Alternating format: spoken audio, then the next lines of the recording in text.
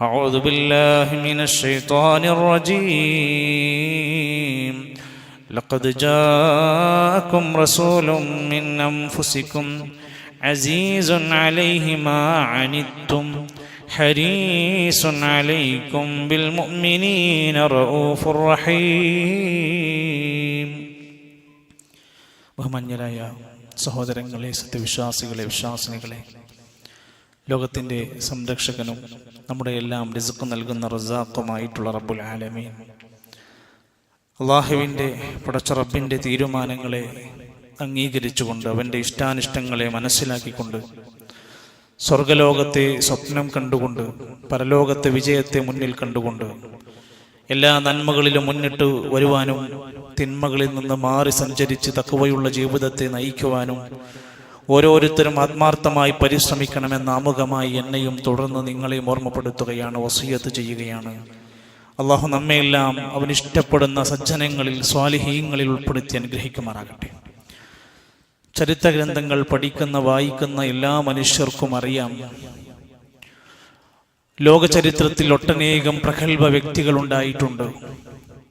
വ്യത്യസ്ത മതങ്ങളിലും വ്യത്യസ്ത പ്രദേശങ്ങളിലുമായി വന്ന ആ ചരിത്ര പുരുഷന്മാർ അവരെ കൊണ്ട് ചെയ്യാൻ കഴിയാവുന്ന മികച്ച സംഭാവനകൾ ലോകത്തിന് നൽകിയിട്ടുണ്ട്. അക്കൂട്ടത്തിൽ ഏറെ പ്രസിദ്ധമായ ഒരു ചരിത്ര ഗ്രന്ഥമാണ് ദ 100 എന്ന പേരിൽ അറിയപ്പെടുന്ന 100 മനുഷ്യരുടെ പ്രഗത്ഭരുടെ ചരിത്രം കോർത്തിണക്കിയ മൈക്കൽ എച്ച് ഹാർട്ട് എന്ന് പറയുന്ന ഒരു അമുസ്ലിമായ ചരിത്രകാരന്റെ പുസ്തകം. അതിൽ ലോക ചരിത്രത്തിൽ അത്ഭുതങ്ങൾ ഉണ്ടാക്കിയ മാതൃകകൾ പകർന്ന 100 പേരുടെ ചരിത്രത്തിൽ 8ാം സ്ഥാനത്ത് മദർ തെരേസയുണ്ട്, 11ാം സ്ഥാനത്ത് തോമസ് ആൽവ എഡിസൺ ഉണ്ട്. ഇങ്ങനെ ഒരുപാട് ആളുകളുടെ പേര്, യേശുക്രിസ്തുവിന്റെ പേര് അതിൽ കൊടുത്തിട്ടുണ്ട്, ചരിത്രം കൊടുത്തിട്ടുണ്ട്. ആ ചരിത്ര ഗ്രന്ഥത്തിന്റെ 1ാമത്തെ വ്യക്തിയുടെ പേര് ദ പ്രോഫറ്റ് മുഹമ്മദ് സല്ലല്ലാഹു അലൈഹി വസല്ലം. ഒരു മുസ്ലിം അല്ല. ആ ചരിത്രത്തിന്റെ ഗ്രന്ഥം വായിക്കുമ്പോൾ എന്തുകൊണ്ട് 1ാം സ്ഥാനത്ത് ഈ പ്രവാചകന്റെ പേര് കൊടുക്കുന്നു എന്നത് അദ്ദേഹം സവിസ്തരം വിശദീകരിക്കുന്നുണ്ട്. മലയാളത്തിലേക്ക് ആ ഗ്രന്ഥം തർജ്ജമ ചെയ്തിട്ടില്ല, ഇംഗ്ലീഷിലാണ് ഗ്രന്ഥമുള്ളത്.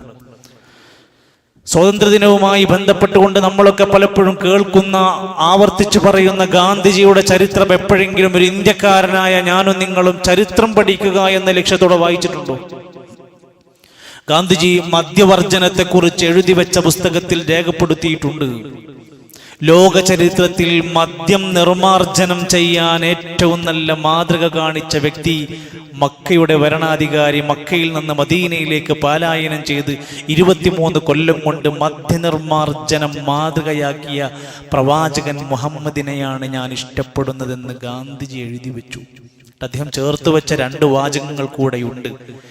മദ്യം വേണ്ടെന്നും പാടില്ലെന്നും പറയുകയും ജീവിതത്തിൽ ഒരിക്കലും മദ്യപിക്കാതിരിക്കുകയും മദ്യപിച്ചിരുന്ന ഒരു സമൂഹത്തെ മുഴുവൻ അതിനെതിരെ പ്രവർത്തിക്കുന്ന ധാർമ്മിക ബോധമുള്ളവരാക്കി മാറ്റുകയും ചെയ്ത ലോക നേതാവാണ് പ്രവാചകൻ മുഹമ്മദ് സല്ലല്ലാഹു അലൈഹി വസല്ലം എന്ന് ഗാന്ധിജി പോലും എഴുതി വെച്ചുവെങ്കിൽ ഒരു മുസ്ലിമായ ഞാനും നിങ്ങളും ചരിത്രത്തിൽ എപ്പോഴെങ്കിലും വായിച്ചിട്ടുണ്ടോ, പഠിച്ചിട്ടുണ്ടോ? നമ്മുടെ പ്രവാചകന് എത്ര വിമർശനങ്ങളാണ് നടന്നുകൊണ്ടിരിക്കുന്നത്.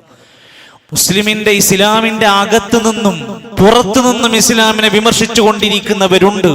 പ്രവാചകന്റെ വിവാഹങ്ങൾ വിമർശിക്കുന്നവരുണ്ട്, നബിതങ്ങൾ പങ്കെടുത്ത യുദ്ധങ്ങൾ വിമർശിക്കുന്നവരുണ്ട്, അടിമ വിഷയങ്ങളുമായി ബന്ധപ്പെട്ട വിമർശനങ്ങൾ ഒരു പഠനവുമില്ലാതെ വിമർശിക്കുന്നവരുണ്ട്. എന്തിനേറെ നമ്മുടെ സമുദായത്തിനകത്ത് തട്ടമിട്ടവരും തൊപ്പിയിട്ടവരും അടക്കമുള്ളവർ വരെ പ്രവാചകനെതിരെ കൊഞ്ഞനം കുത്തുന്ന പലതും പറഞ്ഞുകൊണ്ടിരിക്കുമ്പോ നമുക്ക് എന്തെങ്കിലുമൊക്കെ ചെയ്യാൻ പറ്റിയിട്ടുണ്ടോ? ആരാണ് നബി? അല്ലാഹുവിന്റെ ഖുർആൻ പറയാണ്, ലോകത്തെ എവിടെ മനുഷ്യരുണ്ടോ ആ മനുഷ്യരെ സന്മാർഗം കാണിക്കാൻ ചില മനുഷ്യരെ അല്ലാഹ് നിശ്ചയിക്കും. ലികുല്ലി ഖൗമിൻ ഹാദ്, എല്ലാ സമുദായത്തിനും ഒരു ഹാദുണ്ടാകും. ഹാദ് സന്മാർഗം കാണിക്കണ വ്യക്തി, വഴി കാണിക്കുന്ന ഒരു ഗൈഡ് ഉണ്ടാകും. അങ്ങനെ നമ്മുടെ ഉമ്മത്തിലേക്ക് വന്ന ഗൈഡാണ്, സന്മാർഗം പഠിപ്പിച്ചു കൊടുക്കാൻ വേണ്ടി വന്ന പ്രവാചകനാണ്.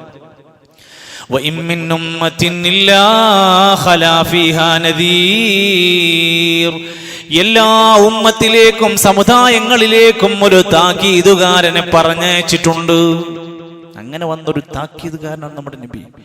നബിന്റെ മഹത്തരമായ ഗുണം വിശദീകരിക്കുന്ന സൂറത്തു തൗബ അവസാനിക്കുമ്പോ 129 ആയത്തുള്ള സൂറത്തു തൗബയുടെ അവസാനത്തെ തൊട്ട് മുമ്പത്തെ ആയത്ത് 128. ഒന്ന് മനസ്സറിഞ്ഞൊന്ന് വീട്ടിൽ പോയി വായിക്ക്, സ്വസ്ഥമായിട്ട് അർത്ഥം വെച്ചൊരിക്കലെങ്കിലും പഠിക്ക്. പ്രവാചക സ്നേഹം പഠിക്കേണ്ടുന്ന ഒരുപക്ഷേ റബീഉൽ അവ്വലിൽ നമ്മുടെ മനസ്സുകളിലേക്ക് ആകെ കൊണ്ടുപോകുന്നത് കുറെ പാട്ടും കുറെ ദഫും മുട്ടുകളും ഗാനങ്ങളും ചാടിക്കളികളും തുള്ളിച്ചാടലുമാണെങ്കിൽ യഥാർത്ഥത്തിൽ നമ്മുടെ നബിനെ പഠിക്കേണ്ടത് ഖുർആൻ എന്നാണ്. സൂറത്ത് തൗബയുടെ 128 ആയത്ത് ആരാ നബി എന്നറിയോ? ലഖദ് ജാഅകും റസൂലും മിൻ അൻഫുസികും, നിങ്ങളുടേതായ അവസ്ഥയിൽ നിങ്ങളിൽ നിന്നുള്ള ഒരു പ്രവാചകനെ നിങ്ങൾക്ക് തന്നിരിക്കുന്നു. എന്താണ് ആ നബിന്റെ ഗുണമെന്നറിയുമോ? അസീസുൻ അലൈഹി മാ അനിത്തും, ഈ ഉമ്മത്തിലുള്ള ഏതെങ്കിലും ഒരു മനുഷ്യനൊരു പ്രയാസം വരുന്നത് സഹിക്കാനാവാത്ത നബിയാണ്. എൻ്റെ ഉമ്മത്തിന് പ്രയാസം ഉണ്ടാകരുത്. നിസ്കാരം 50 വക്ത് പറഞ്ഞു. നബി തങ്ങൾ തിരിച്ചു ചെന്ന് അള്ളാഹിനോട് അനുവാദം ചോദിച്ചു, കുറച്ചു തരാൻ പറ്റുമോ? എന്തുകൊണ്ട്? എൻ്റെ ഉമ്മത്തിന് പ്രയാസമാണ് അല്ലാഹ്. 5 നേരം വുളു ഉണ്ടാക്കുന്നതിന്റെ കൂടെ മിസ്വാക്ക് ചെയ്യണമെന്ന് നബിക്ക് ഇഷ്ടമുണ്ട്, ആഗ്രഹമുണ്ട്. എൻ്റെ ഉമ്മത്തിന് അത് പ്രയാസമാകില്ലായിരുന്നുവെങ്കിൽ നിർബന്ധമാക്കുമായിരുന്നു. എൻ്റെ ഉമ്മത്തിന് പ്രയാസമുള്ളതൊന്നും ഉണ്ടാകരുതെന്ന് വല്ലാതെ കൊതിച്ച ഒരു പ്രവാചകനാണ്. ഹരീസും ബിൽ മുഅ്മിനീൻ, മുഅ്മിനീങ്ങളുടെ കാര്യത്തിൽ അതീവ താല്പര്യമുള്ള വ്യക്തിയാണ്. മുഅ്മിനീങ്ങൾക്ക് വേണ്ടി വല്ലാത്ത താല്പര്യം കാണിക്കുന്ന വ്യക്തിയാണ്. റഊഫുർ റഹീം, അങ്ങേയറ്റത്തെ ദയാലുവായ കാരുണ്യമുള്ള പ്രവാചകനാണ്. സുഹൃത്തുക്കളെ, ഈ പ്രവാചകൻ യുദ്ധക്കൊതിയനാണോ? ഈ പ്രവാചകനെ പെണ്ണിന്റെ പേര് പറഞ്ഞ് വിവാഹങ്ങളുടെ പേര് പറഞ്ഞ് ആക്ഷേപിക്കാൻ വല്ല ചരിത്രപരമായ തെളിവുകൾ നിങ്ങളുടെ കയ്യിലുണ്ടോ? ഞാനും നിങ്ങളുമൊക്കെ സോഷ്യൽ മീഡിയയിലും മൊബൈൽ ഫോണിലും ഒക്കെയായി വിരഹിച്ചു കൊണ്ടിരിക്കുകയാണ്. നമ്മുടെ എപ്പോഴെങ്കിലും ഒരു മെസ്സേജോ ഒരു വീഡിയോയോ നമ്മുടെ പ്രവാചകനെതിരെ വിമർശനങ്ങൾ വന്നപ്പോൾ ഷെയർ ചെയ്തിട്ടുണ്ടോ? അത്തരം ഒരു പ്രോഗ്രാമെങ്കിലും നമ്മൾ കണ്ടിട്ടുണ്ടോ? അത്തരം ഒരു മെസ്സേജ് നമ്മുടെ ഫോണിൽ നിന്ന് ഒരാൾക്ക് അയച്ചു കൊടുത്തിട്ടുണ്ടോ? നമ്മൾ എന്താണ് ഇതിനെ ഏറ്റെടുക്കാത്തത്? ഈ വിമർശനങ്ങൾക്കുള്ള മറുപടി നമ്മളാണ്. അത് നമ്മുടെ ഉത്തരവാദിത്തമാണ്. അള്ളാഹുവിന്റെ ഖുർആൻ നോക്കൂ നിങ്ങൾ, പ്രവാചകന്മാർക്കിടയിൽ നിന്നൊരു ഉന്നതമായ സ്ഥാനം കൊടുക്കുകയാണ്. യാ നൂഹ്, അള്ളാഹുവിന്റെ ഖുർആനിൽ അള്ളാഹ് വിളിച്ചിട്ടുണ്ട് നൂഹേ. യാ മൂസ വിളിയുണ്ട്, യാ ഇബ്രാഹിം വിളിയുണ്ട്, യാ മുഹമ്മദ് എന്ന് ഖുർആനിൽ എവിടെയും പരാമർശമില്ല. മറിച്ച് അല്ലാഹ് പോലും ഖുർആനിൽ വിളിക്കുന്നത് യാ അയ്യുഹർ റസൂൽ, റസൂലേ. പിന്നെ ബാക്കി പറയുള്ളൂ. യാ അയ്യുഹൻ നബിയു, നബിയേ എന്നാണ് വിളിക്കുന്നത്. ഒരു പ്രത്യേക ബഹുമതി ആണ് അള്ളാഹുവിന്റെ പ്രവാചകൻ സല്ലല്ലാഹു അലൈഹി വസല്ലമക്ക് ഖുർആൻ വരെ കൊടുത്തിരിക്കുന്നത്. ആ പ്രവാചകനെ പറ്റി അള്ളാഹിന്റെ ഖുർആൻ പറയാണ്, വ ഇന്നക ലഅലാ ഖുലുഖിൻ നദീം, നബിയേ നിങ്ങൾ മഹത്തായ സ്വഭാവത്തിന്റെ ഉടമയാണ്. ഒരു ദുസ്വഭാവവുമില്ല, ഒരു ദുശ്ശീലവുമില്ല, ഒരു വേണ്ടാത്ത വർത്തമാനമില്ല, ആളുകളെ തമ്മിൽ തല്ലിക്കുന്ന പരിപാടിയില്ല, വെറുതെ തർക്കിച്ച് നടക്കുന്ന പരിപാടിയില്ല, ഇസ്ലാമിന് എതിരായുള്ള ഒരു പ്രവർത്തനങ്ങളും വരാത്ത സ്വഭാവ മഹിമയുള്ള പ്രവാചകരാണ് നബിയേ എന്ന് അള്ളാഹുവിന്റെ ഖുർആനാണ് സർട്ടിഫിക്കറ്റ് കൊടുക്കുന്നത്. എന്നിട്ട് നമ്മളോട് പറയാണ്, നിങ്ങൾ എന്താ ചെയ്യേണ്ടത്? നബി നിങ്ങൾക്ക് മാതൃകയാണ്. എന്ത് കാര്യത്തിലും നിങ്ങൾ ഏറ്റെടുക്കണം. ലഖദ് കാന ലക്കും ഫീ റസൂലില്ലാഹി ഉസ്വത്തുൻ ഹസന, നിങ്ങളുടെ പ്രവാചകനിൽ നിങ്ങൾക്ക് ഉത്തമമായ മാതൃകയുണ്ട്. എന്ത് കാര്യം എടുത്തോ, നിങ്ങൾക്ക് ഉത്തമമായ മാതൃകയുണ്ട്. ആർക്കാണ് ആ മാതൃക സ്വീകരിക്കാൻ കഴിയുക എന്നറിയുമോ? ലിമൻ കാന യർജുല്ലാഹ വൽ യൗമിൽ ആഖിർ, പരലോകത്തിലും അല്ലാഹുവിലും വിശ്വസിക്കുന്ന ആളുകൾക്ക് ഇതിൽ മാതൃകയുണ്ട്. വദക്കറല്ലാഹ കസീറാ, അല്ലാഹനെ ധാരാളമായി ഓർക്കുന്നവർക്കും ഈ നബിയിൽ ഒരുപാട് മഹിതമായ മാതൃകയുണ്ട്. നമുക്കുള്ളതാണ്. സഹോദരങ്ങളെ, നമുക്ക് പറയാൻ കഴിയണം, നബി സല്ലല്ലാഹു അലൈഹി വസല്ലം 11 വിവാഹം കഴിച്ചിട്ടുണ്ട്. ശരിയാണ്. നബി സല്ലല്ലാഹു അലൈഹി വസല്ലം പ്രായം വളരെ കുറഞ്ഞു പോയ ആയിഷ ബീവിനെ കല്യാണം കഴിച്ചിട്ടുണ്ട്. ശരിയാണ്. എന്നാൽ ആയിഷ ബീവിയുടെ വിവാഹത്തിന്റെ പേര് പറഞ്ഞ് വിമർശിക്കുന്നവരോട് തിരിച്ചു ചോദിക്കണം, ആയിഷ ബീവിയെ കല്യാണം കഴിപ്പിച്ചു കൊടുത്ത വലിയ അബൂബക്കർ സിദ്ദീഖ് റളിയല്ലാഹു അൻഹുവാണ്. ഒരു പരാതി എവിടെയെങ്കിലും ചരിത്രത്തിലുണ്ടോ? വിവാഹത്തിന് നിന്നുകൊടുത്തത് ആയിഷ ബീവിയല്ലേ. പിന്നീട് നബിതങ്ങളുടെ കൂടെ ജീവിച്ച ആ കൊല്ലങ്ങളിൽ 18ാമത്തെ വയസ്സിലാണല്ലോ നബിതങ്ങള് വഫാത്താകുന്ന. ആയിഷ ബീവിക്ക് 18 വയസ്സാ.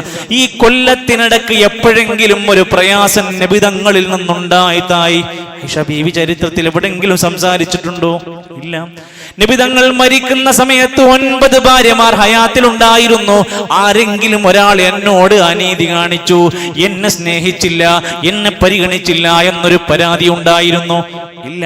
സുഹൃത്തുക്കളെ, നമുക്ക് 1 ഭാര്യയായിരിക്കാം, 2 ഭാര്യയായിരിക്കാം, മാക്സിമം നമുക്ക് 4 ഭാര്യമാരാണ് ഇസ്ലാം അനുവദിച്ചു തന്നത്. എപ്പോ നീതിയോടെയുള്ള ആ ജീവിത വ്യവസ്ഥക്ക് വേണ്ടിയാണത് പറഞ്ഞിരിക്കുന്നത്. സഹോദരങ്ങളെ, ആ ഭാര്യയോടുള്ള നമ്മുടെ പെരുമാറ്റം എന്താ? നമുക്ക് മാതൃക ഉണ്ട് എന്നാ പഠിപ്പിച്ചത്. തിരിഞ്ഞു നോക്കാത്ത, അവരുടെ ചെലവിന് കൊടുക്കാത്ത, അവരോട് മോശമായി പെരുമാറുന്ന, അവരെ പരിഗണിക്കാത്ത മനുഷ്യരാണോ? നമുക്കെങ്ങനെയാണ് പ്രവാചക സ്നേഹം സംസാരിക്കാൻ പറ്റുന്നത്? ആയിഷ റളിയല്ലാഹു അൻഹയോടൊത്തുള്ള ജീവിതത്തെ കുറിച്ച് വിശദീകരിക്കുന്ന ഗ്രന്ഥങ്ങളിൽ കാണാൻ സാധിക്കും, നബിയെ പൂർണ്ണമായി തൃപ്തിപ്പെട്ട ഭാര്യയായിരുന്നു ആയിഷ റളിയല്ലാഹു അൻഹ. നബി തങ്ങളുടെ വഫാത്തിന്റെ സമയത്ത് പോലും ആയിഷ ബീവിന്റെ വീട്ടിൽ താമസിക്കാൻ നബി തങ്ങൾ അനുവാദം ചോദിക്കുന്നുണ്ട്. നബിതങ്ങളുടെ കൂടെ 2 തവണ ഓട്ട മത്സരം നടത്തിയിട്ടുണ്ട്. അതിൻ്റെ ഒരു പ്രത്യേക സാഹചര്യങ്ങൾ ഉണ്ടായിരുന്നു. ഈ നിലക്ക് എല്ലാ കാര്യത്തിലും ആയിഷ ബീവിക്ക് പ്രത്യേകമായ പരിഗണന പോലും നബിതങ്ങൾ കൊടുത്തിട്ടുണ്ട്. ഒരിക്കൽ പോലും ആയിഷ ബീവി ഒരു എതിരഭിപ്രായമോ പരാതിയോ പറഞ്ഞതായി കാണാൻ സാധ്യമല്ല. ഓരോ ഭാര്യയും വിചാരിക്കണം എന്തറിയോ, എന്നോടാണ് നബിക്ക് ഏറ്റവും സ്നേഹം. ഓരോരുത്തരും അങ്ങനെ ചിന്തിച്ചിരുന്നത്. അതിന് ആ ഒരു പ്രത്യേകമായി അല്ലാഹു തആല ആ പ്രവാചകന് ഖാസ്സായി മാത്രം കൊടുത്തൊരു സവിശേഷതയാണ്.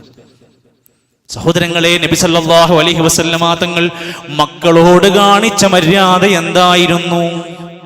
നമ്മൾ പഠിക്കേണ്ട, പകർത്തണ മാതൃക ഉണ്ടെന്നാണല്ലോ പറയണത്. ഇന്ന് പുതിയ കാലഘട്ടത്തിൽ മക്കൾ പീഡനം അനുഭവിക്കേണ്ടി വരുന്ന പുതിയ കാലഘട്ടം. വാപ്പാന്റെക്കെന്ന് ഉമ്മാന്റെക്കെന്ന് മക്കൾ പീഡിപ്പിക്കപ്പെടുക, മക്കൾ ഗർഭിണികളാവുക. വായിക്കും, ആരൊക്കെയാണ് പ്രതികളെന്ന് വായിച്ചു നോക്ക് നിങ്ങൾ. അനീതി കാണിക്ക മക്കളോട്. അതോടൊപ്പം തന്നെ ഒട്ടനേകം ചൂഷണങ്ങൾക്ക് അവരെ വിധേയരാക്കുക. ധാരാളക്കണക്കിന് ഉപദ്രവങ്ങൾ വരുത്തി വെക്കുന്നവരെ നമ്മുടെ പ്രവാചകൻ നിങ്ങൾക്ക് മാതൃക. ഇതിലൊന്നുമല്ല ഇസ്ലാമിന്റെ ഏറ്റവും സുന്ദരമായ മുഖം പഠിപ്പിച്ചു തരിക. വളരെ വിവേകത്തോടെ മാന്യമായ പ്രവാചകന്റെ മാതൃകാ സ്വഭാവമായിരുന്നു മക്കളോട്. ഏതൊരു പിതാവിനും മാതാവിനും റസൂലിന്റെ മാതൃകയുണ്ട് ഈ വിഷയത്തിൽ. അതിനാൽ മഹദി ഫാത്തിമ റളിയല്ലാഹു അൻഹാ നബി സല്ലല്ലാഹു അലൈഹി വസല്ലമക്ക് ഏറെ ഇഷ്ടമുണ്ടായിരുന്ന ഒരു മകളല്ലേ. കൂടുതൽ നമുക്കറിയാൻ സാധിക്കും.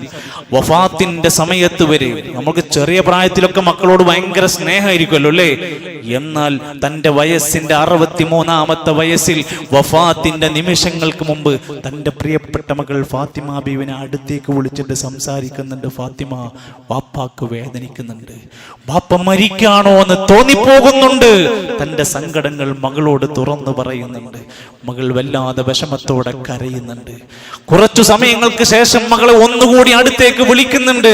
ഫാത്തിമ, അങ്ങോട്ട് വാ എന്ന് പറഞ്ഞ് വിളിച്ചിട്ട് പറയാണ്, ഫഅഖ്ബറനീ അന്നീ അവ്വലു മൻ യത്ബഉഹു മിൻ അഹ്ലി. ഇനി ഞാൻ മരിച്ചാൽ എൻ്റെ ഖബറിന്റെ ചാരത്തേക്ക് എൻ്റെ കുടുംബത്തിൽ നിന്ന് ആദ്യം വരുന്നത് നീയായിരിക്കും. ഞാൻ മരിച്ചാൽ ഇനി ഈ കുടുംബത്തിൽ നിന്ന് ആദ്യം മരിക്കാൻ പോണത് ഇയ്യായിരിക്കുമ്പോൾ ഫാത്തിമനോട് പറയണത്.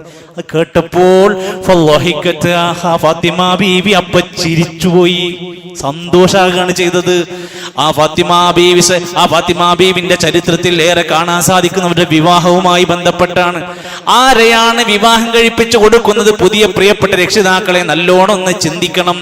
പ്രിയപ്പെട്ട നമ്മുടെ മക്കൾക്ക് പെണ്ണ് കെട്ടിച്ചു കൊടുക്കുന്ന പെൺമക്കളെ നമ്മൾ പറഞ്ഞയക്കുന്ന ആൺമക്കൾ ഇന്ന് എത്രമാത്രം അവസ്ഥയിലാണെന്ന് ഒന്നുകൂടെ വിലയിരുത്തേണ്ടതാണ്. എത്രയോ ലഹരി കേസിലെ പ്രതികൾക്കാണ് നമ്മൾ വിവാഹം കഴിച്ചു കൊടുക്കുന്നത്. 5ഉം 8ഉം കൊല്ലങ്ങൾ കഴിഞ്ഞിട്ട് തൻ്റെ കൂടെയുള്ള ഭാര്യന്റെ കൂടെ ഒരു നിമിഷം കിടന്നുറങ്ങാൻ സമ്മതിക്കാത്ത ഭർത്താക്കന്മാർ. പുതിയ പുതിയ സംഭവങ്ങൾ നിങ്ങൾ കേൾക്കുന്നുണ്ടല്ലോ.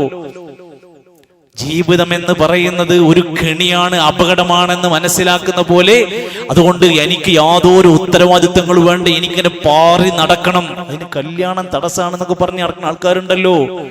സുഹൃത്തുക്കളെ, നമ്മുടെ മക്കളെ വിവാഹം കഴിപ്പിച്ച് അയക്കുമ്പോ നല്ലവണ്ണം ഗൗരവത്തോടെ ദീന് പരിഗണിച്ചുകൊണ്ട് വിവാഹം കഴിക്കണേ. ഇന്ന് നമ്മുടെ ആൺമക്കളിൽ പെണ്ണ് കിട്ടാത്ത പ്രശ്നമുള്ളവരുണ്ട്. പെണ്ണ് കിട്ടാനുള്ള കാരണങ്ങൾ ഒരുപാടുള്ള അവസ്ഥകൾ കടന്നു പോവുകയാണ്. ഇവിടെയാണ് ഫാത്തിമ ബീബിക്കൊരു വിവാഹം വരുന്ന സമയത്ത് അലിയാർ തങ്ങളെയാണ് പേര് നിർദ്ദേശിക്കപ്പെടുന്നത്. എന്താ അലിയാർ തങ്ങളുടെ പ്രത്യേകത? അലി റളിയല്ലാഹു അൻഹുവിന്റെ സവിശേഷത നബി തങ്ങൾക്ക് അറിയാം. ചെറുപ്പം മുതൽ ഒരു ദുശ്ശീലവും ദുസ്വഭാവവും പറയാൻ പറ്റാത്തൊരു ചെറുപ്പക്കാരൻ. അങ്ങനെ അലി റളിയല്ലാഹു അൻഹു വിവാഹം തന്റെ മകൾക്ക് ഏറ്റവും മാതൃകാപരമായ ഒരു ചെറുപ്പക്കാരനെ കണ്ടെത്തി വിവാഹം കഴിപ്പിച്ചു കൊടുക്കുക എന്നുള്ള ആ വലിയ ദൗത്യം നിർവഹിക്കുകയാണ്.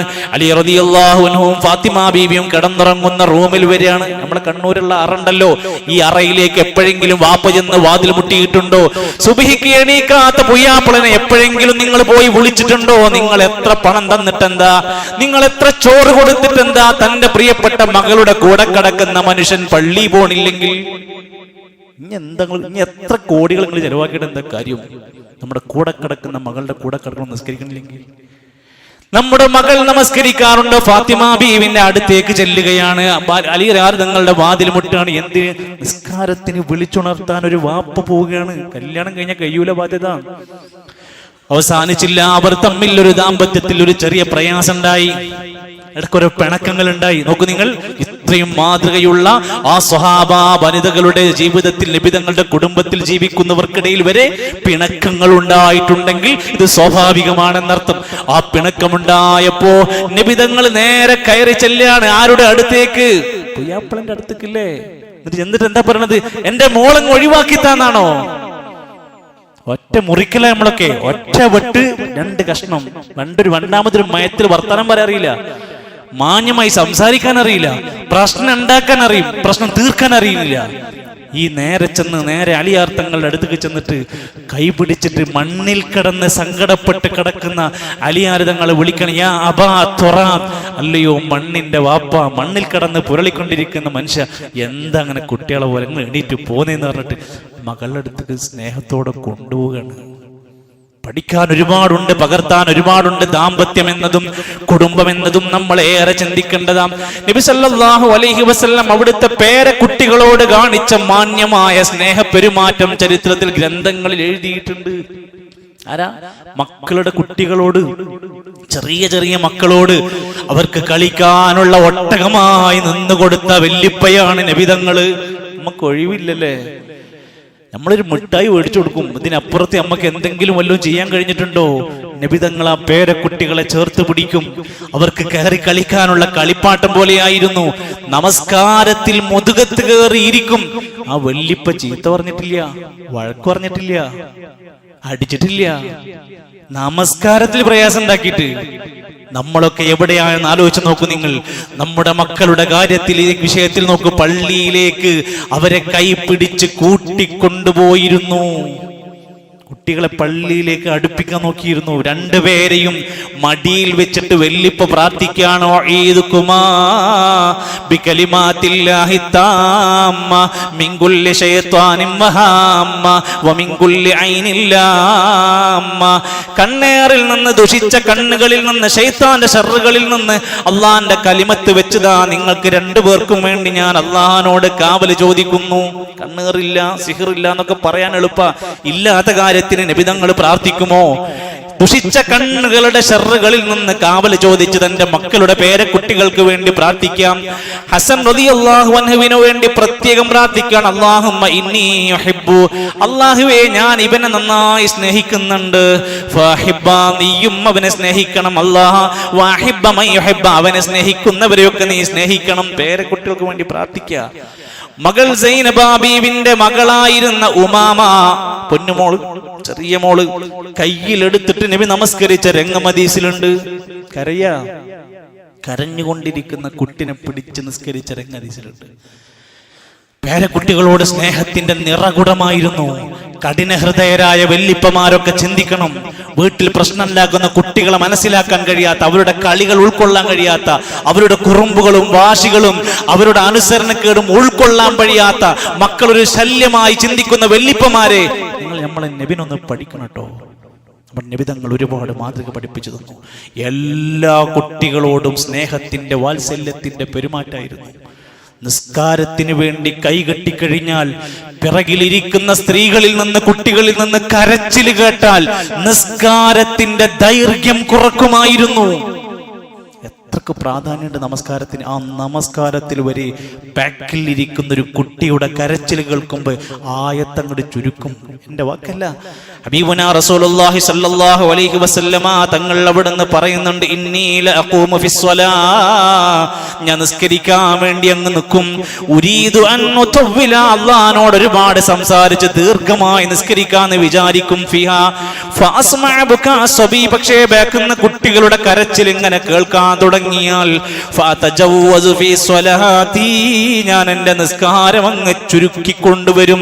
കറാഹിയത അൻ അശുഖ അലാ ഉമ്മി, ആ കുട്ടിയുടെ ഉമ്മാക്ക് എത്ര പ്രയാസമുണ്ടാകുമെന്ന് മനസ്സിലാക്കിയിട്ട്. കുട്ടി ഇങ്ങനെ കരയുമ്പോ ഇനി കുട്ടിയെ പള്ളിക്ക് കൊണ്ടുവരുതേ എന്ന് പറയാനല്ല നമ്മളെ പണി. പള്ളിയിൽ വരുന്ന കുട്ടികളെ പരിഗണിക്കുകയായി നിസ്കരിക്കണ ഇമാമ് വരെയെങ്കിൽ നമ്മൾ അങ്ങനെയാണ് അതിനെ മനസ്സിലാക്കേണ്ടത് എന്നർത്ഥം. തൻ്റെ കൂടെയുള്ള പ്രിയപ്പെട്ട സ്വഹാബത്തിനോട്, അനുചരന്മാരോട് എന്തൊരു സ്നേഹമായിരുന്നു. നമ്മൾ നമ്മുടെ കൂടെയുള്ളവരോട് എങ്ങനെയാണ്? നമ്മുടെ കൂടെ ജോലി ചെയ്യുന്നവരോട് എങ്ങനെയാണ്? നമ്മുടെ ക്ലാസ്സിൽ പഠിക്കുന്ന വിദ്യാർത്ഥികളോട് നമ്മൾ എങ്ങനെയാണ്? നമ്മുടെ പ്രിയപ്പെട്ട നാട്ടുകാരോട് നമ്മൾ എങ്ങനെയാണ്?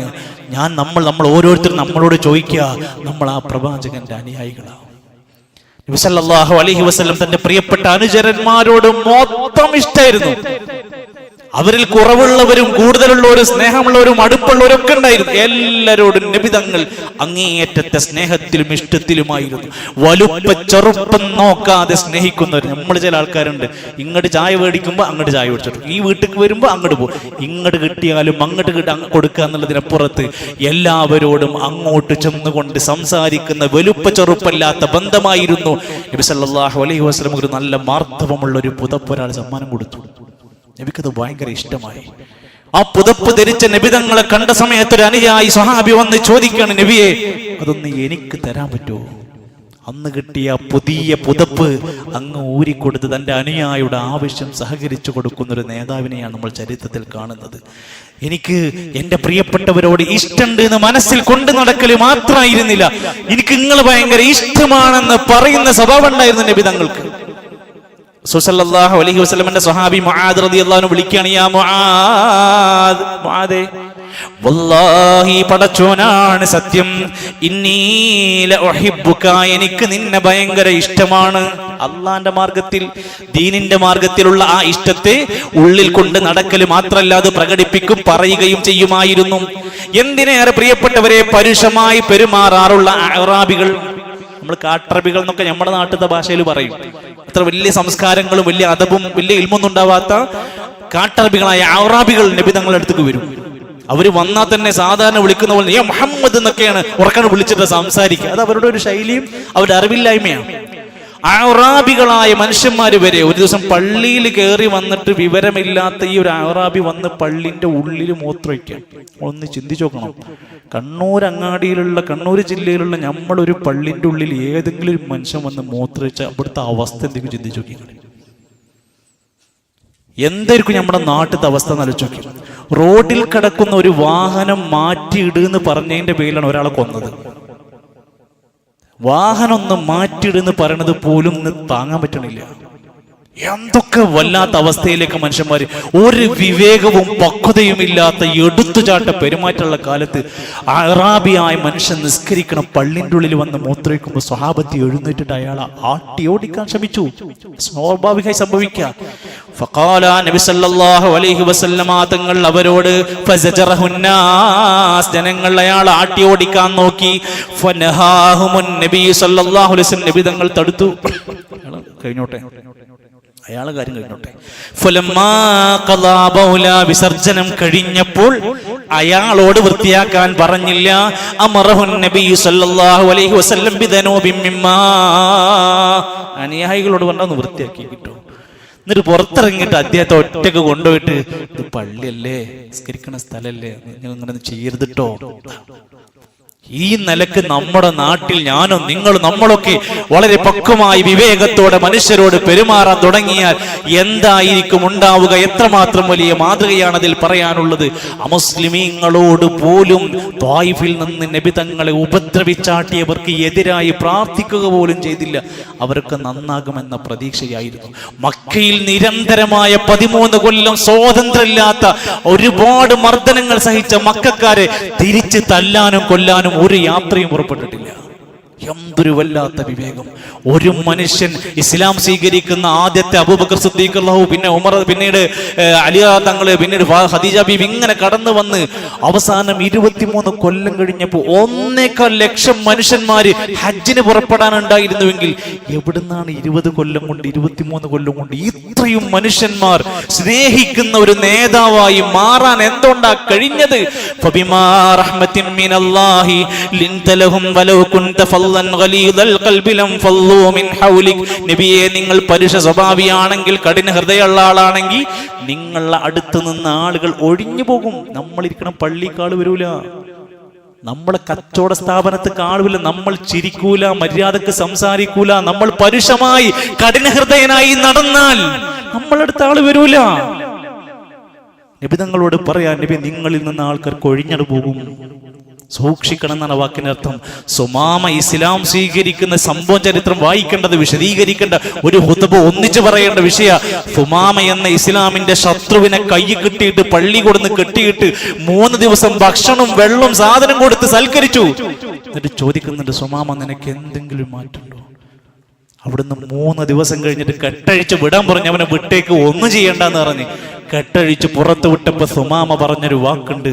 ഇനി എന്താണ് ചെയ്യാനുള്ള പ്ലാൻ? അദ്ദേഹം പുറത്തു പോയി വെള്ളത്തിൽ നിന്ന് കുളിച്ച് വൃത്തിയായി പള്ളിയിൽ വന്ന് നബിന്റെ മുമ്പിലിട്ടിട്ട് ഷഹാദത്ത് കലിമ ചൊല്ലിയിട്ടൊരു വാക്ക് പറയുന്നുണ്ട്, നബിയെ, ഈ നാള് വരെ എനിക്ക് ഏറ്റവും വെറുപ്പുള്ള സ്ഥലം മക്കയായിരുന്നു, അല്ലെങ്കിൽ താങ്കൾ താമസിക്കുന്ന മദീനയായിരുന്നു. ഇന്ന് എനിക്ക് ഏറ്റവും ഇഷ്ടം മദീനയായി. 3 ദിവസം കൊണ്ട് നബിയെ, എനിക്ക് ഈ ഭൂമി ലോകത്ത് ഏറ്റവും വെറുപ്പുള്ള മനുഷ്യൻ നിങ്ങളായിരുന്നു. ഇന്ന് എനിക്ക് ഏറ്റവും ഇഷ്ടം അങ്ങയോടാണ് നബിയെ. നബിയെ, എന്റെ ജീവിതത്തിൽ ഏറ്റവും പ്രയാസം നിറഞ്ഞ, ഏറ്റവും എനിക്ക് വെറുപ്പുണ്ടാക്കിയ മതം നിങ്ങളുടെ മതമായിരുന്നു. ഇന്ന് ഞാൻ ഏറ്റവും സ്നേഹിക്കുന്നത് നബി അങ്ങയുടെ മതത്തെയാണ്. ശത്രു പോലും ഇസ്ലാമിന്റെ ചാരത്തേക്ക് വന്നത് ആ പ്രിയപ്പെട്ട മുസ്ലിമീങ്ങളുടെ സ്വഭാവം കണ്ടിട്ട്. നമ്മുടെ കല്യാണപ്പേക്കൂത്തും നമ്മുടെ തോന്നിവാസങ്ങളും നമ്മൾ കാണിച്ചു കൂട്ടുന്ന നെറികേടുകളും കണ്ടിട്ട് ആരെങ്കിലും ഇസ്ലാമിനെ ആക്ഷേപിച്ചിട്ടുണ്ടെങ്കിൽ ആരെയാണ് കുറ്റം പറയാൻ കഴിയുക? നമ്മളിലേക്ക് തിരിച്ചു വരണം. നമ്മുടെ സ്വഭാവത്തിലേക്ക്, നമ്മുടെ സംസ്കാരങ്ങളിലേക്ക് തിരിച്ചു വരാൻ കഴിയണം. അതുകൊണ്ട് ഇസ്ലാമികമായ പ്രവാചകൻ സല്ലല്ലാഹു അലൈഹി വസല്ലമയുടെ മര്യാദകളെ ജീവിതത്തിലേക്ക് കൊണ്ടുവരാൻ ഏറ്റവും നല്ല അവസരമായി, പഠിപ്പിക്കാനുള്ള ചാൻസായി ഇന്ന് നമ്മുടെ നാടിന് നമുക്ക് കയ്യിൽ കിട്ടിയിരിക്കുകയാണ്. അള്ളാഹുവിന്റെ പ്രവാചകൻ ശരിക്കും വിശ്വസിക്കുക, നബിതങ്ങൾ പറഞ്ഞതെല്ലാം സത്യമാണെന്ന് അംഗീകരിക്കുക, നബിതങ്ങളുടെ ജീവിതത്തെ മുഴുവൻ പിൻപറ്റുക, ആ നബി സല്ലല്ലാഹു അലൈഹി വസല്ലമയെ നന്നായി സ്നേഹിക്കുക. നമ്മുടെ നാട്ടിൽ 3 തരം സ്നേഹക്കാരാണുള്ളത്. എന്റെ പ്രിയപ്പെട്ടവരെ, നമ്മുടെ പ്രദേശത്ത് 3 തരം പ്രവാചക സ്നേഹികളാ ഉണ്ടാവുക. ഒന്നാമത്തെ പ്രവാചക സ്നേഹം, കൊല്ലത്തിൽ ഒരിക്കൽ ഒരു ആഘോഷം നടത്തി, കുറച്ച് പാട്ടും പാടി, കുറച്ച് പായസം വിതരണം ചെയ്ത്, കുറച്ച് ദഫൊക്കെ കളിച്ച്, അങ്ങനെ ഒരു കൊല്ലം നബിനെ പറ്റി എന്തെങ്കിലുമൊക്കെ പറഞ്ഞ് പാടി, കുറച്ച് സമ്മാനമൊക്കെ കൊടുത്ത് അങ്ങനെ പരിപാടി കഴിച്ചൊരു സ്നേഹം അവസാനിച്ചു. വേറെ പ്രത്യേകിച്ചൊന്നും പറയില്ല. അത് ആരെങ്കിലും ചെയ്യാതെ പോയാൽ അവരൊക്കെ ദീനിന്ന് പുറത്തായി എന്നുള്ള അവസ്ഥയും പറഞ്ഞ് നടക്കുന്ന ഒരു സ്നേഹികൾ 90% വരുന്നതാണ്. രണ്ടാമതൊരു പ്രവാചക സ്നേഹമുണ്ട് നമ്മുടെ നാട്ടിൽ. അവർ പ്രവാചകന്റെ മാതൃക പരമാവധി പിൻപറ്റാൻ ശ്രമിക്കും. അവർ ഇസ്ലാമിന്റെ അടയാളങ്ങൾ സൂക്ഷിക്കാൻ ശ്രമിക്കും. അവരുടെ ശരീരത്തിലും വേഷത്തിലും കുടുംബത്തിലും പരമാവധി നബിന്റെ സുന്നത്തുകൾ ഉണ്ടാക്കാൻ വേണ്ടി ശ്രമിച്ച് അങ്ങനെ 365 ദിവസം നബിനെ സ്നേഹിക്കും. മൂന്നാമതൊരു സംഘമുണ്ട് നമ്മുടെ നാട്ടിൽ. ഓലെ സംബന്ധിച്ചിടത്തോളം ആഘോഷിച്ചോട്ടെ, ആഘോഷിക്കാത്തവർ ആഘോഷിക്കണ്ട, ചെയ്യുന്നവര് ചെയ്തോട്ടെ, ചെയ്യാത്തവര് ചെയ്യണ്ട, നിങ്ങൾ എന്തിനാണ് എല്ലാത്തിലും ഇടപെടാൻ പോണെന്ന് പറഞ്ഞ് നല്ല നാട്ടിലെ നല്ല മീനി തഴയുന്ന നല്ല സ്നേഹികൾ ഓല ആരോടും ഉണ്ടാൻ പോകില്ല. നമ്മുടെ നാട്ടിലെ നല്ലൊരു ശതമാനം ഇഷ്ടമാണ് പോലെ. കാരണം എന്താ? ഓല ആരോടും ഒന്നും എതിർക്കൂല, നല്ല മനുഷ്യന്മാരാ. സുഹൃത്തുക്കളെ, ഇവിടെയാണ് ഇൻഷാ അല്ലാഹ് അടുത്ത ആഴ്ച നമുക്കത് പറയേണ്ടതുണ്ട്. യഥാർത്ഥത്തിൽ നമ്മളൊരു മനുഷ്യൻ എന്ന നിലക്ക് ഇത്രയും നേരം ഞാൻ വിശദീകരിച്ച ഈ പ്രവാചകൻ സല്ലല്ലാഹു അലൈഹി വസല്ലമയോടുള്ള എന്റെയും നിങ്ങളുടെയും വലിയ ബാധ്യതകളുണ്ട്.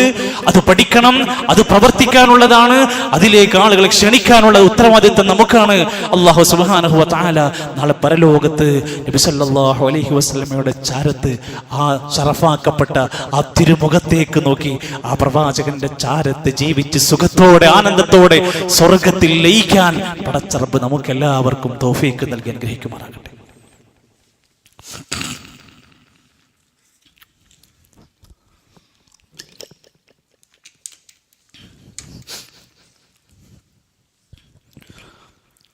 അൽഹംദുലില്ലാഹി റബ്ബിൽ ആലമീൻ والعاقبة للمتقين ولا عدوان إلا على الظالمين والصلاة والسلام على رسوله الأمين وعلى آله وصحبه أجمعين أيها الإخوة والأخوات أوصيكم وإياي ثانيا بتقوى الله. ഒരിക്കൽ കൂടി അള്ളാഹുവിൻ്റെ നിയമനിർദ്ദേശങ്ങൾ പാലിച്ചുകൊണ്ട് ഇസ്ലാമിൻ്റെ ഷിആറുകൾ ചിഹ്നങ്ങളെ മാനിച്ചുകൊണ്ട് ജീവിതത്തെ ക്രമീകരിക്കണമെന്ന് എന്നെയും നിങ്ങൾ ഓർമ്മപ്പെടുത്തുകയാണ്. അള്ളാഹു നമ്മെ എല്ലാം അനുഗ്രഹിക്കുമാറാകട്ടെ.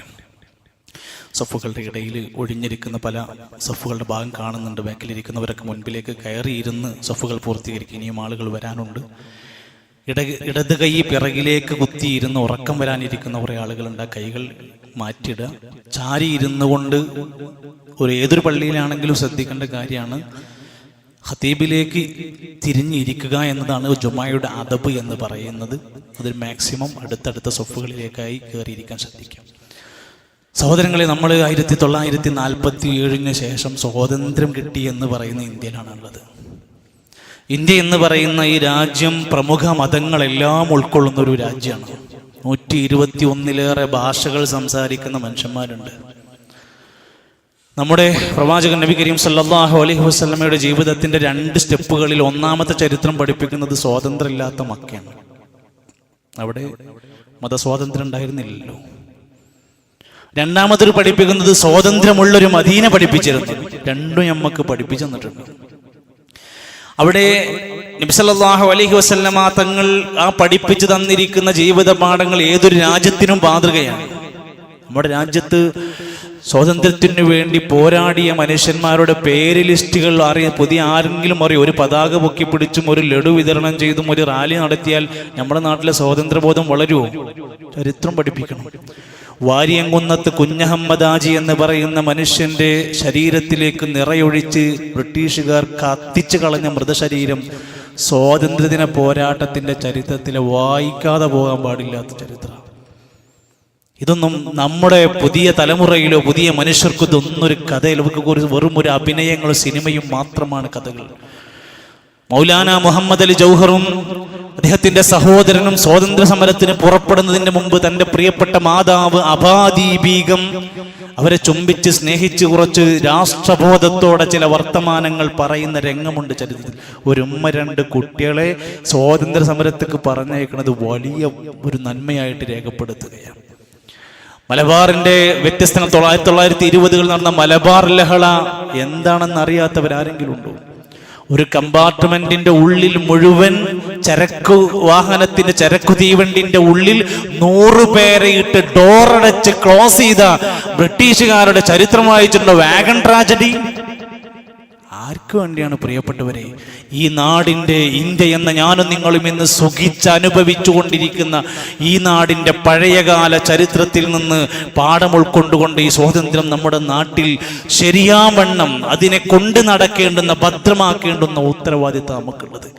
അല്ലാഹുവിന്റെ ഖുർആൻ പറയുന്ന രംഗമുണ്ട്. നമുക്കൊരു നാട്ടിൽ ജീവിക്കാനുള്ള സുരക്ഷിതമായ അവസ്ഥ വന്നാൽ അല്ലദീന ഇമ്മക്കന്നാഹും ഫിൽ അർദ്, ഭൂമിയിൽ നിങ്ങൾക്ക് സ്ഥിരമായി കഴിവുകളും ശേഷിയും സംഭവങ്ങളും എല്ലാം തന്നു കഴിഞ്ഞാൽ അഖാമുസ്സലാ, നിസ്കാരം കറക്റ്റായി നിലനിർത്തണം. അത് നമ്മളെ പണിയാണ്. നമുക്ക് സ്വാതന്ത്ര്യമുള്ള നാട്ടിൽ ചെയ്യേണ്ട പണിയാ. ജമാഅത്തായ നമസ്കാരങ്ങൾ നടക്കണം. നിങ്ങൾ സകാത്ത് കൃത്യമായിട്ട് കൊടുക്കണം. വഅമറൂ ബിൽ മഅറൂഫി, നന്മകൾ ജനങ്ങളോട് കൽപ്പിക്കണം. വനഹൗ അനിൽ മുൻകരി, തിന്മ കാണുമ്പോൾ തടുക്കണം. നമ്മൾ നന്മയിൽ ജീവിച്ചാൽ മതി, അത് തന്നെ വലിയ മാതൃകയാണ്. തിന്മകൾ ചെയ്യാതിരുന്നാൽ തന്നെ വലിയ മാതൃകയാണ്. നമ്മുടെ വിവാഹങ്ങളും ധൂർത്തുകളും പൊങ്ങച്ചങ്ങളും ലഹരി ഉപയോഗങ്ങളും ഒക്കെ നാട്ടിൽ ഇങ്ങനെ വാർത്തയാകും വല്ലാതെ വിഷമത്തോടെ ആലോചിക്കുകയാണ്. നമുക്ക് നന്മ കൽപ്പിക്കാനും തിന്മ വിരോധിക്കാനും കഴിയണമെങ്കിൽ ആദ്യം നമ്മളിലൂടെ ആ കാര്യത്തിന് മാതൃകയുണ്ടാക്കാൻ കഴിയണം. ഈ നാട്ടിൽ ജീവിക്കുന്ന ഓരോ മുസൽമാനും ഇവിടുത്തെ നിയമങ്ങളെ മനസ്സിലാക്കി ജീവിക്കുക. സൗഹാർദ്ദ അന്തരീക്ഷം കാത്തു സൂക്ഷിക്കാൻ വേണ്ടി എപ്പോഴും ശ്രദ്ധിക്കുക. നല്ല സാമൂഹിക സേവനത്തിന്റെ മാതൃകകളാവാൻ മൗലാന അബുൽ കലാം ആസാദ് ഇന്ത്യയുടെ 1ാമത്തെ വിദ്യാഭ്യാസ മന്ത്രിയാണ്. ഒരു വലിയ സാമൂഹിക സേവനം ചെയ്താണ് അദ്ദേഹം പോയത്. രാജ്യത്തിന് സേവനം ചെയ്യാൻ കിട്ടുന്ന അവസരങ്ങൾ ഉപയോഗപ്പെടുത്തുക, വിവേകത്തോടെ മാത്രം പ്രതികരിക്കുക, പെരുമാറുക. പലരും നമ്മളെ ഇളക്കിവിടും, പലരും നമുക്കെതിരായിട്ട് പല പ്രവർത്തനങ്ങൾ ചെയ്യും. വളരെ പക്വമായ അറിവോടെ വിവേകത്തോടെ മാത്രം പെരുമാറാൻ ശ്രമിക്കുക. ഭൂമിയിൽ കുഴപ്പമുണ്ടാക്കുന്ന ആളുകളായി മാറാതിരിക്കുക. വലാ തുഫ്സിദൂ ഫിൽ അർളി ബഅദ ഇസ്ലാഹിഹാ, ഭൂമിയിൽ ഫസാദ് ഉണ്ടാക്കരുത്. ഇന്നല്ലാഹ ലാ യുഹിബ്ബുൽ മുഫ്സിദീൻ, അല്ലാഹു ഒരിക്കലും ഇഷ്ടപ്പെടാത്തവരാണ് ഭൂമിയിൽ ഫസാദ് ഉണ്ടാക്കുന്നവര്. അൽ ഫിത്നതു അശദ്ദു മിനൽ ഖത്ലി, കൊലപാതകത്തേക്കാൾ കഠിനമായ സാധനമാണ് ഫിത്ന ഉണ്ടാക്കുന്ന ആൾക്കാർ, കുഴപ്പമുണ്ടാക്കുന്നവര്. അവരൊക്കെ കണ്ടറിഞ്ഞ് തിരുത്തി ഓടിക്കാൻ, അവരെയൊക്കെ വിവേകത്തോടെ കൈകാര്യം ചെയ്യാൻ അറിവുള്ളവരായി മാറി ജാഗ്രതയോടെ ഈ രാജ്യത്തിന്റെ നല്ല ഒരു കാവലാളായി മാറാൻ ഈ സ്വാതന്ത്ര്യദിനം, വരുന്ന 80ാമത് സ്വാതന്ത്ര്യദിനം നമ്മളെ പഠിപ്പിക്കുന്നുണ്ട്. ഒരു മുസ്ലിമിന് ഇതിൽ വലിയ പങ്കുണ്ട് എന്ന് ബോധ്യപ്പെടുത്താനാണ് ഞാൻ ഈ വിഷയം പറഞ്ഞത്. അല്ലാഹു സുബ്ഹാനഹു വ തആല നമ്മുടെ രാജ്യത്ത് നിർഭയത്വത്തോടെ സമാധാനത്തോടെ ജീവിക്കാനുള്ള സുരക്ഷിതമായ ഒരു മണ്ണാക്കി അല്ലാഹു അനുഗ്രഹിക്കുമാറാകട്ടെ. പ്രിയപ്പെട്ടവരെ, നമ്മുടെ മക്കൾ, പ്രത്യേകിച്ചും ഹൈസ്കൂൾ +2 തലത്തിലുള്ള മക്കളെയൊക്കെ ദീനിയായി ഒരുപാട് വലിയ മേഖലയായി അവരെ സംരക്ഷിക്കേണ്ട ഉത്തരവാദിത്വമുണ്ട്. CRE എന്ന നമ്മുടെ സംവിധാനം ഈ നാട്ടിലുണ്ട്, നമ്മുടെ പള്ളിന്റെ പരിസരത്ത് തന്നെ. അതുകൊണ്ട് എല്ലാ ആൺമക്കൾക്കും പെൺമക്കൾക്കും എല്ലാ ആഴ്ചയും ഞായറാഴ്ച രാവിലെ 10 മണിക്ക് അവർക്ക് വേണ്ടി മാത്രമുള്ള വേദിയാണ്. രക്ഷിതാക്കൾ ഒന്ന് തൻ്റെ മക്കളെ അതിലേക്ക് കുറച്ചു സമയത്തേക്ക് എത്തിക്കാൻ ശ്രമിക്കണമെന്ന് ഉറപ്പെടുത്തുക. നമ്മുടെ പെൺമക്കൾ പലരും ചൂഷണം ചെയ്തുകൊണ്ടിരിക്കുക.